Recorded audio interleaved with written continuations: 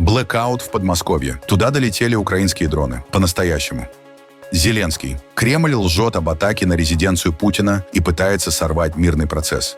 Радиостанция «Судного дня» впервые передала вместо набора слов «Лебединое озеро». На что намекают? Ограбление банка в Германии. Вынесли десятки миллионов евро, пока страна отмечала Рождество. Тоннель под Ла-Маншем сломался. Поезда не ходили несколько часов. Протесты в Иране. Правительство готово выслушать протестующих, требующих смены режима из-за экономических проблем. А теперь об этом подробно и по делу. Это один день. Не забудьте подписаться и поставить лайк этому видео.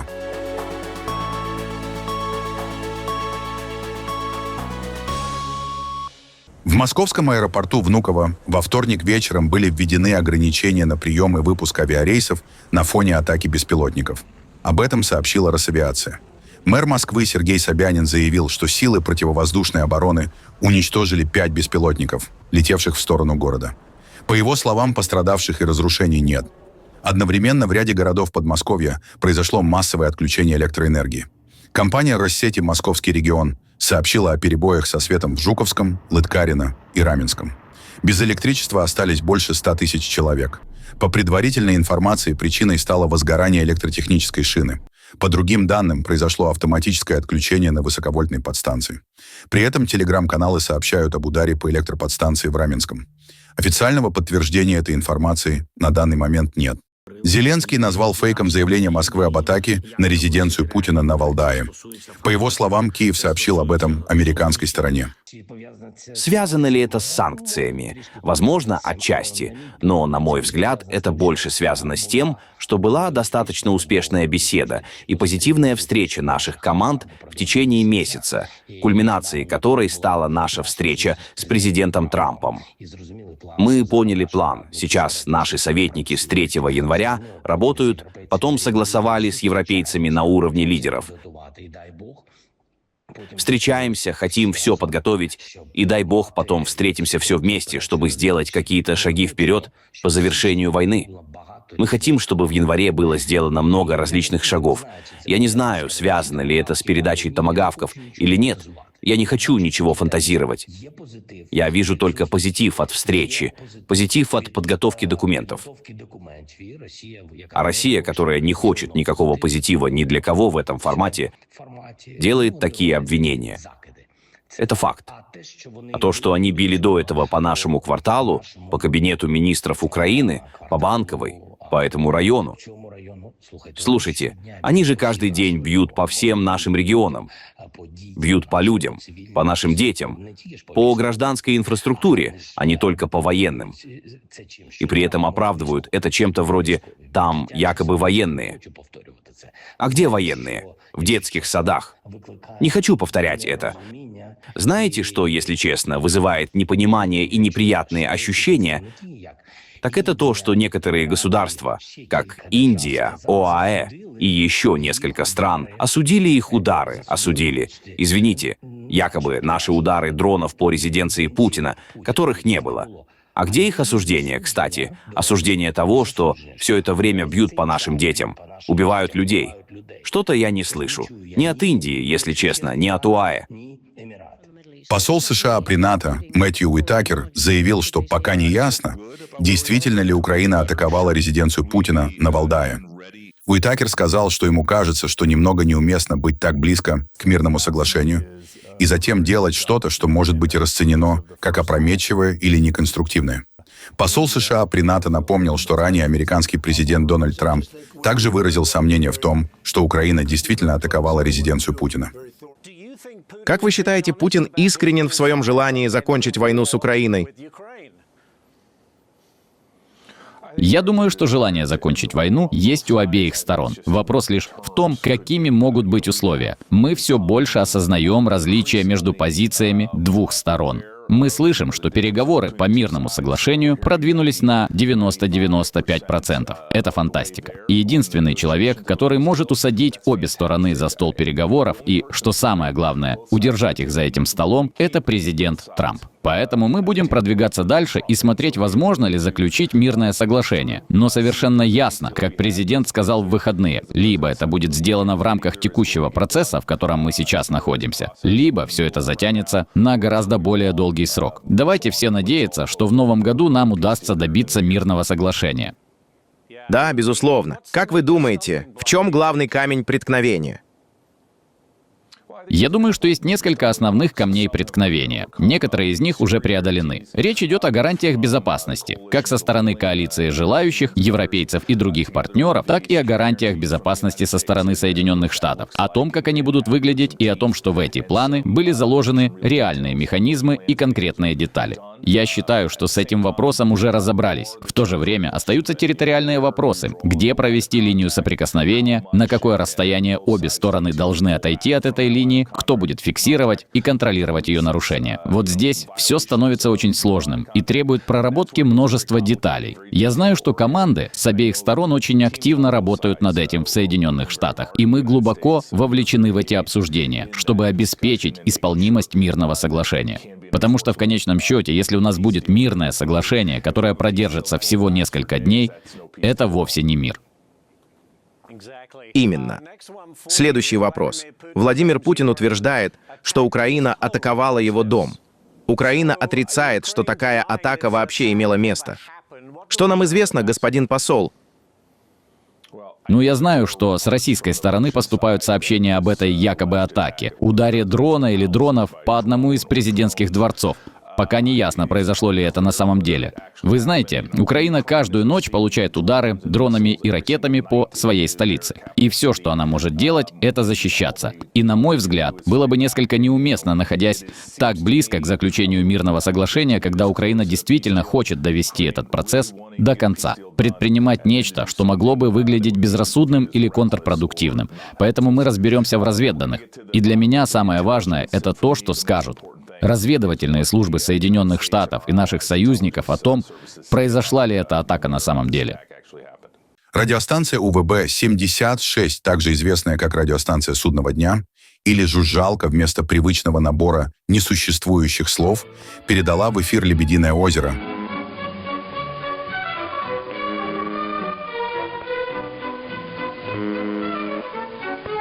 Z-песню «Свинорез» и нацистский марш. В эфире радиостанции прозвучала музыка Петра Чайковского из балета «Лебединое озеро», затем начался нацистский военный марш, песня группы «Красная плесень», а также популярные среди сторонников нападения России на Украину треки. Затем были запущены в эфир еще несколько композиций, включая пародию на песню из бременских музыкантов с призывами бомбить Киев. Напомним, УВБ-76 – российская военная радиостанция, вещающая с 70-х годов. Большую часть времени радиостанция транслирует жужжащий сигнал, повторяющийся около 25 раз в минуту. Но иногда маркер прерывается, после чего происходит передача голосовых закодированных сообщений на русском языке. Энтузиасты, увлекающиеся конспирологическими теориями, внимательно отслеживают ее эфир, пытаясь обнаружить скрытый смысл или секретные данные в передаваемых кодах. Многие из них считают, что УВБ-76 — это часть мифической системы «Периметр» или «Мертвая рука», предназначенной для автоматического запуска ядерных ракет в случае атаки на Россию.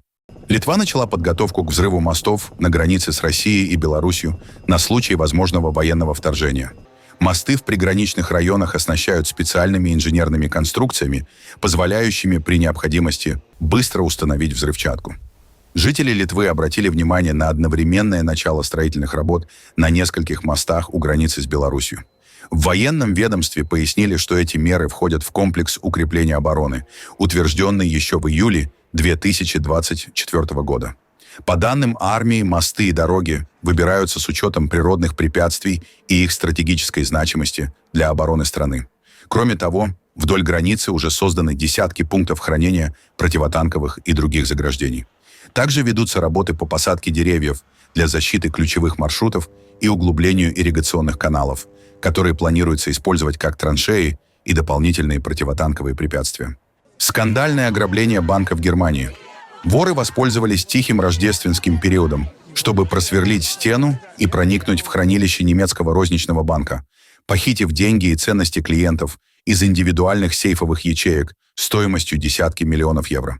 По данным полиции, преступники проникли в помещение шпаркассы в западно-германском городе Гельзенкирхен, разрушив толстую бетонную стену. Потом они вскрыли несколько тысяч депозитных ячеек и похитили ценности на 8-значную сумму в евро. В Германии большинство магазинов и банков закрываются на рождественские праздники с вечера 24 декабря. Пролом обнаружили лишь после того, как утром 29 декабря, то есть спустя 5 дней, сработала пожарная сигнализация. Во вторник перед зданием банка собрались десятки возмущенных клиентов, которые громко скандировали: «Впустите нас!». У вас здесь сейфовая ячейка в сберкассе? 25 лет. Сейфовая ячейка здесь, в сберкассе, уже 25 лет. Какие чувства, когда грабят банк? По сути, самое безопасное место, какое только можно представить для своих сбережений. Обычно да. Но безопасно ли сейчас вообще в Германии, скажем так? Можно спросить, что вы хранили в сейфовой ячейке? Деньги, пенсионные накопления. Каково это — стоять здесь и не иметь возможности войти? Пенсионные накопления. Плохо, что тут говорить. Я не спал прошлой ночью. Никакой информации. Никто не выходит. Достаточно просто повесить объявление, какие ячейки затронуты. Ведь пострадали не все. Но информации нет. Они не выходят к людям. Это печально. Грубо говоря, будет кровавый Новый год. Это удручает. Крайне подозрительно, что не сработало вообще ничего. Ни камера, ни датчик движения. Фактически не работало ничего. Все было отключено. Сейчас в супермаркете хочешь купить стейк, он пронумерован, просто так не вынесешь. Сначала отсканируй. А здесь банк, который должен быть самым безопасным местом. И ничего. Это очень раздражает. Да, у меня там много денег и украшений. Моих, моей жены и детей. И да, самым безопасным местом считаются сберкасса или банки. А теперь вы сами видите, как легко туда проникнуть, рыться там днями и потом все вынести. А мы стоим здесь, без какой-либо информации, вообще без ничего. Они обязаны сообщить, какие сейфовые ячейки пострадали, чтобы люди не приходили в 7-8 утра, не стояли часами и не получали никакой информации. Полиция сообщила, что свидетели видели в субботу поздно вечером нескольких мужчин с большими сумками на лестничной площадке соседнего многоуровневого паркинга. Также поступили сообщения о черном Audi RS6, который рано утром в понедельник выехал из гаража. Внутри находились люди в масках. Номерной знак автомобиля принадлежал машине, ранее угнанной в Ганновере, более чем в 200 километрах к северо-востоку от Гельзенкирхена, уточнили в полиции. Железнодорожное сообщение между Великобританией и континентальной Европой оказалось частично парализовано в разгар новогодних поездок. Компания Eurostar во вторник приостановила движение поездов через Ла-Манш из-за сбоя в электроснабжении в тоннеле между Францией и Великобританией. Поезда на линии Лондон-Париж, а также в направлении Брюсселя и Амстердама были отменены или задержаны. На вокзалах в Париже и Лондоне скопились сотни пассажиров. Людей предупреждали о серьезных задержках. Однако точные сроки возобновления движения долгое время оставались неизвестны. Пассажиры жаловались на срыв поездок, отмену новогодних планов и отсутствие информации. Многие не знали, где провести ночь и как добраться до места назначения. Оператор тоннеля Getlink сообщил, что причиной стал технический сбой в системе электроснабжения. В компании подчеркнули, что признаков диверсии или внешнего вмешательства не обнаружено. К середине дня тоннель был частично открыт, движение поездов и автомобильных шаттлов начали постепенно восстанавливать. Тем не менее, перебои затронули один из самых загруженных международных транспортных коридоров Европы в пиковый период праздничных поездок. Правительство Ирана заявило, что намерено начать диалог с лидерами протестов после демонстраций в Тегеране и других городах, вызванных резким падением курса национальной валюты, которая ускорила инфляцию. На фоне кризиса глава Центрального банка подал в отставку. По данным иранских государственных СМИ, протесты, в том числе с участием торговцев Тегеранского Большого базара, прошли в воскресенье и понедельник. Это очередная волна выступлений в Иране, где в последние годы неоднократно вспыхивали периоды общественного недовольства. Президент Масуд Пезешкиан поздно вечером в понедельник написал в соцсетях, что поручил министру внутренних дел выслушать законные требования протестующих. Пресс-секретарь правительства Фатеме Мохаджирани заявила, что будет создан механизм диалога, предусматривающий переговоры с лидерами протестов. Правительство будет терпеливо слушать, даже если звучат жесткие голоса, потому что мы считаем, что наш народ достаточно терпелив, а когда его голос повышается, это означает, что давление, которое на него оказывается, очень велико. Задача правительства — слышать эти голоса и помогать прийти к общему пониманию для решения проблем, существующих в обществе. Мы видим, слышим и официально признаем все протесты, трудности и кризисы. Мы подчеркиваем право на мирные собрания, которое также закреплено в нашей Конституции. Иранский реал продолжает падение на фоне экономических проблем, усугубленных западными санкциями, и в понедельник достиг рекордно низкого уровня. Около 1 390 000 реалов за $1 США. Поддерживаемый Саудовской Аравией, глава президентского совета Йемена Рашад Аль-Алими заявил, что войска Объединенных Арабских Эмиратов должны покинуть страну в течение 24 часов и обвинил Эмираты в поддержке мятежа южных сепаратистов. Саудовская коалиция нанесла авиаудар по порту Мукалла, где, по ее данным, разгружался военный груз для сепаратистов, при этом жертв и разрушений не зафиксировано. В ответ Аль-Алими отменил оборонный договор с ОАЭ и ввел временный запрет на полеты и проход через все порты и пропускные пункты.